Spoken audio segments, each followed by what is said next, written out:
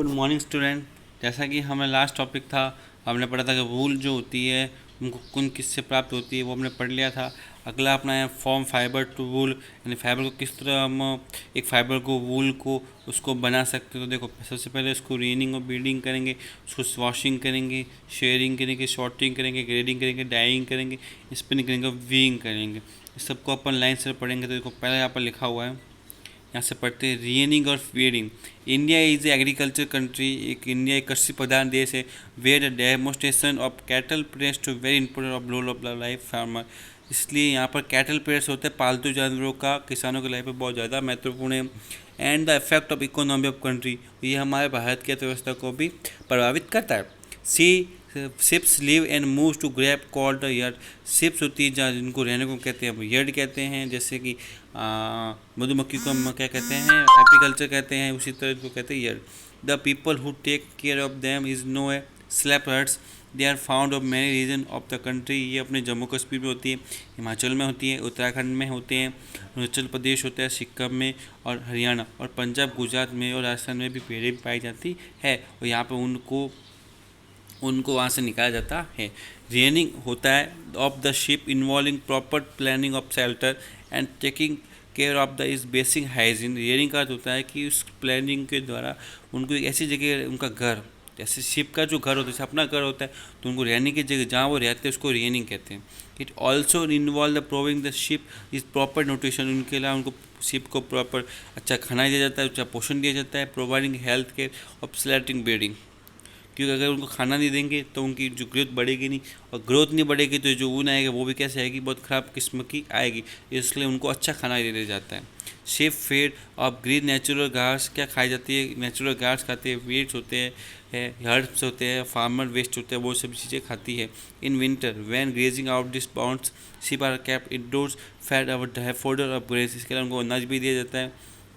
It's very clear that it nutrition provide to the self direct effect of quality of wool।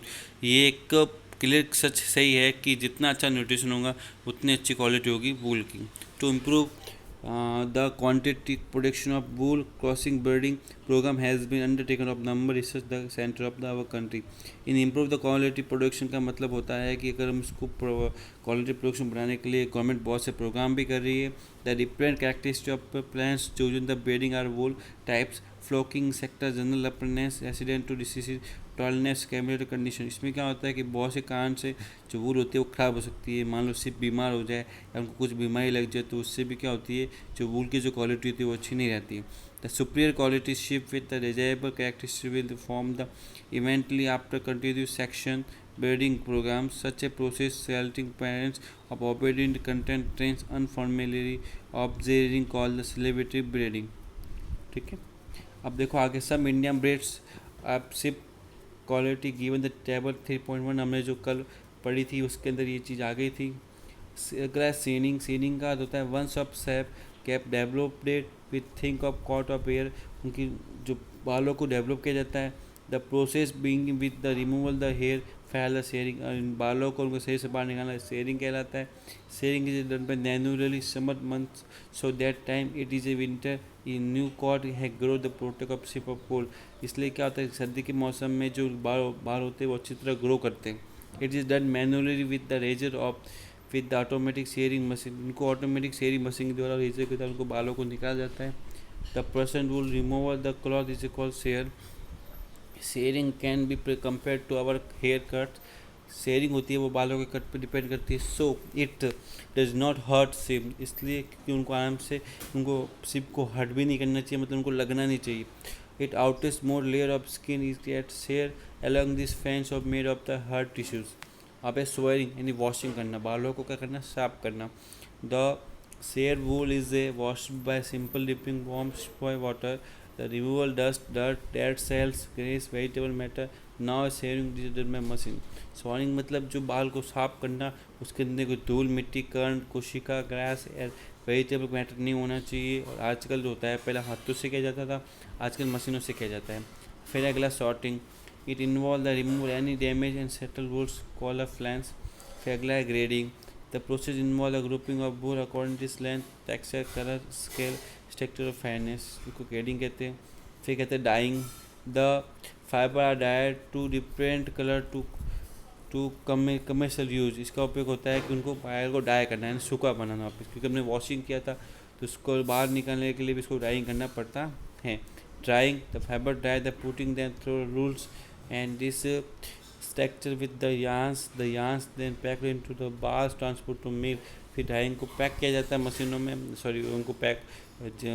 उनको एक चीज़ में pack करके बालों को उनको मिल में यानी कारखानों में भेजा जाता है, और कारखानों में फिर उनकी स्पिनिंग की जाती है, उसको मिलाते हैं, वीविंग करते हो, कटिंग करके एक अच्छा फाइबर बनाते हैं। अगला देखो लास्ट सिल्क, बहुत फेवरेट पोस्ट सिल्क है रेशम। बहुत महंगा कपड़ा आता है, बहुत अच्छा कपड़ा होता है, और सब जानते हैं सिल्क होता क्या है। रेशम के कीट से जो धागा निकलता है उसको हम सिल्क कहते हैं। Silk is the animal fibre obtained from the silk worm. Silk is called resham in Hindi, इनको रेशम कहा जाता है। It's obtained for the insect called silk moth, ये हमको सिल्क मूथ यानी सिल्क की शहतूत के पेड़ और सिल्क से मिलता है। It use to make a dress material, तो ये साड़ी सलवार अदर ड्रेसेस बनाती है। It was first development in China, सबसे पहले इसको डेवलप चाइना ने किया था। Later was introduction Europe other Asiatic countries, फिर इसको यूरोप और अदर एस्ट्रेलिक कंट्री ने भी बताया था। Characteristic of silk fibre, it is a lustrous soft होता है। Is bad conductor of heat, ये ताप का बैड कंडक्टर होता है, इसके अंदर ताप का कोई प्रभाव कम पड़ता है। It is a strong and the third to steel, it is absolutely electricity, it is a resident dust of waking। अब देखो इसका मतलब लाइफ साइकिल ऑफ सिल्कवॉर्म, किस तरह लाइफ एक सिल्कवॉर्म है वो इसको एक धागे को निकालता है। द फीमेल स्पेसीज, जो फीमेल महिला प्रजाति होती है वो lays to on the mulberry leaves, उसमें से म्यूल बे लीव्स निकलती है। फिर आफ्टर 20 दिन के बाद x into the lava, x होता है वो लावा में बदल जाता है। और this hearted lava is called silk worm और कार्टपिल्स, उस लावा को अब सिल्क वर्म कहते हैं या कार्टपिल्स कहते हैं। The silk worm is continuously feed the crop vegetable leaves up to 6 week, 6 हफ्तों के बाद the grow in the size, उसकी ग्रो करते जाता है, जो एक्स होता है वो ग्रो करते हैं, हम लावा कहते हैं। And they silk several times called the moulting, फिर इसको मोल्टिंग कहते हैं। In this stage the silk worm is ready enter to next is called pupa, फिर जो सिल्क वर्म होता है वो पूमा में बदलने के लिए तैयार होता है। पूमा में क्या होता है वो धागा मिलता है आपको, देखो ये stage salivary gland stacked to fibre is made of fibre protein which hard to expose air in become a fibre. The selection also contain the protein is sericin a to longer silk worm fibre together, फिर दो धागों का निर्माण होता है। Soon the silk worm completely covered by silk fibre, वो से silk fibre से कवर हो जाता है, और this cover is called cocoon, इसको कॉकन कहा जाता है। और the silk worm continues to develop inside this cocoon, फिर इस कॉकन को कंट्रीज के द्वारा उसको डेवलप करते हैं। One is cocoon option the Puma turns into the adult modes immigrate out it, फिर वहाँ से हमको धागा प्राप्त होता है। तो स्टूडेंट आज के लिए सिर्फ इतना ही, अगला अपन नेक्स्ट क्लास में पढ़ेंगे। Thank you. अगला अपन नेक्स्ट क्लास में सारी चीज़ों को पढ़ेंगे।